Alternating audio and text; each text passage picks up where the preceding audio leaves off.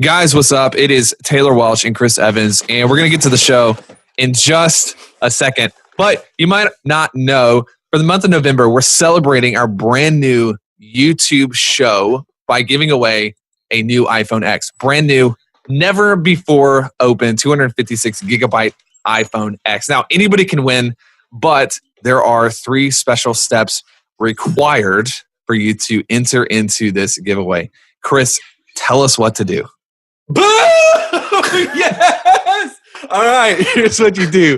Go to www.trafficandfunnels.com/iPhone X. Step number 1, hit the subscribe button. It's all the love there.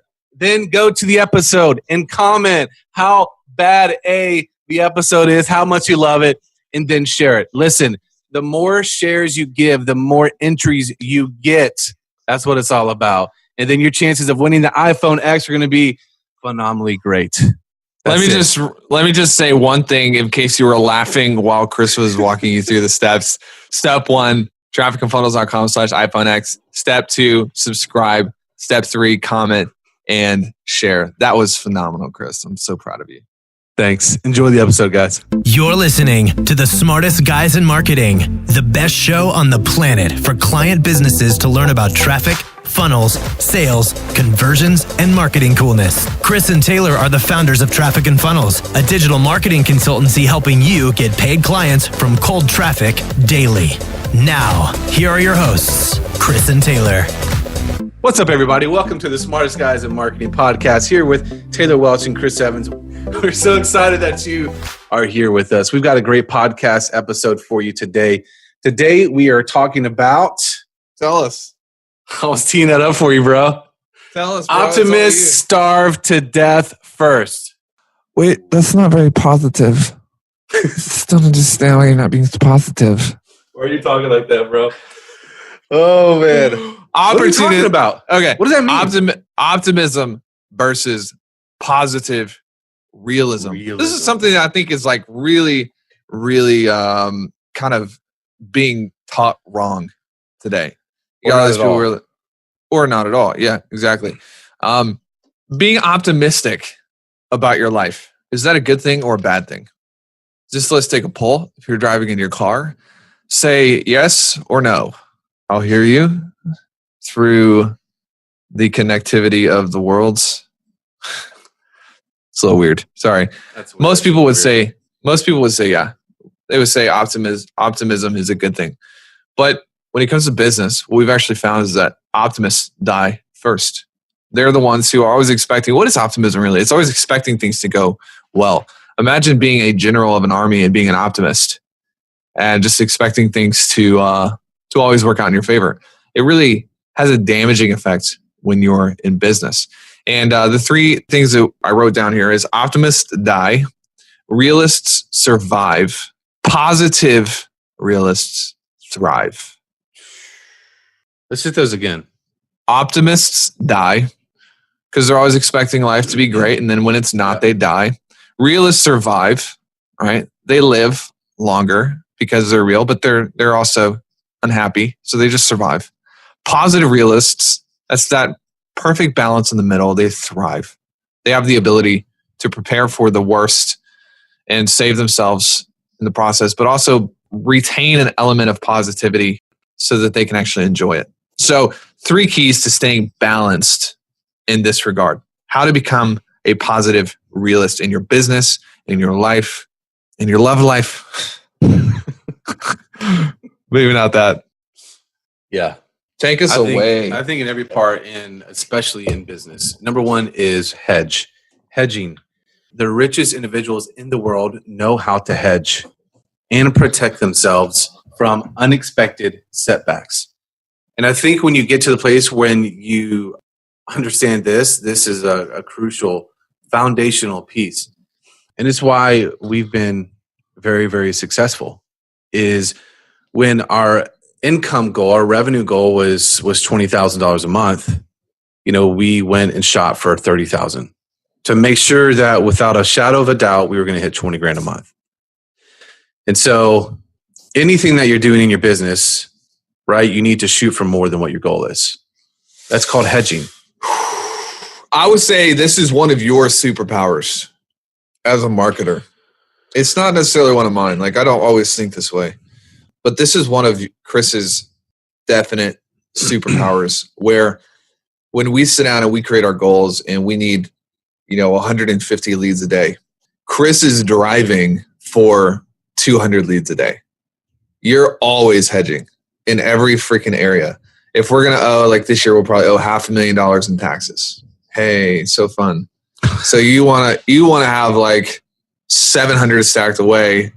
So it's like, you're always in a place where like you're actually tacking on extra points at the end. So you have this clean buffer zone that if things don't work out or if things downturn or, you see this even in our cash inventories where it's like we could turn everything off right now and go the next year without collecting any more money and pay all of our bills for fine. That's in large part due to your ability to hedge and kind of get beyond and protect ourselves that way. I think a big part of that is worst case scenario, if that's what we can operate out of and we can still have control, that's the game. That's what it's all about for us. And that is hedging. Where we've seen so many people, they don't. They are basically getting to what their bottom level is. And so many times they end up falling short of that instead of pushing for those extra few feet, those extra few yards, and they just go short, and they never score. So on the basis of money, it's phenomenal to me how many businesses have less than $100,000 in cash. I remember when we were working with the mentor last year and we had 350 like stocked away. And we were talking to him. We were just like, we just need more. We're so poor and can't, like, we're always, because we're hedging. We're like, if things go horribly wrong anymore. And he just started listing off like how many people in this world operate with like $40,000 in cash. And he actually shared some names with us. I'm not sure if he was supposed to do that or not. So we won't share the names. And it was like people that are successful, people who have a measure of success and have huge followings and people look up to them and massive followings who operate on a $50,000 cash bank account balance. And it's like, what in the freaky dink world? Like, how? That's no buffer. They're not hedging at all. Like one bad week, boom, all of it's gone. Yeah. And it's like, you should not be operating your life that way or your business. Yeah. That's not the safety zone. Number 2, you want to hit that? Expect turbulence. Remember, we're talking about 3 keys to staying balanced. We're talking about why optimists die and how to stay balanced in the, between positivity and optimism on one side and realism on the other side. And one of the biggest mistakes that people make is they just don't expect things to go wrong. They don't expect things to break. They don't expect ClickFunnels to go down right before they launch. Hello, somebody. Has it happened? Yes. They don't expect for, their new ad to be posted. And for some reason, Facebook strips the URL out of it. And when it comes down to it, like we just had a conversation with our team yesterday because we had a tech issue on one of our calls. We had, 50 clients on and Zoom's having issues and nobody can hear us. And we had a meeting afterwards and it was like, look, we know that traffic is a problem during rush hour, but being late because of traffic is not the traffic's fault. It's your fault. It's poor planning. So let's take that into this world. We know that technology is prone to having issues and hiccups, but missing it because of a technological error is not the technology's fault. It's poor planning. Yes. It's because you didn't expect it to go wrong. And when it did, you had no counter plan. And again and again and again, we see this where people are like, they don't expect something to go wrong, so they don't prepare for it. And then they're screwed when it does go wrong. Yeah. Yeah, I think when you expect the worst, it gives you the ability to strategically and tactically plan and accomplish the best. Yeah. Number 3. Yep. This is a biggie. Practice gratitude.